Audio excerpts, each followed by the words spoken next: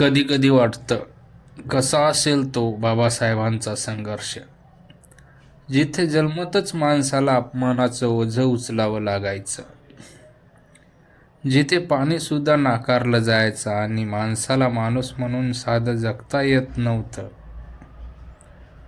कधी कधी वाटतं, किती भक्कम असेल तो आत्मविश्वास, ज्याने अपमानाच्या राखेतून स्वाभिमानाची ज्योत पेटवली. किती परखर असेल ती देखणी, जिने विषमतेच्या भिंती कोसळवल्या आणि न्यायाची नवी दारं उघडली. तो संघर्ष फक्त बाबासाहेबाचा नव्हता, तो प्रत्येक तुटलेल्या स्वप्नांचा, प्रत्येक नाकारलेल्या अस्तित्वांचा आणि न्यायाच्या प्रतीक्षेत उभ्या असलेल्या प्रत्येक आत्म्याचा होता.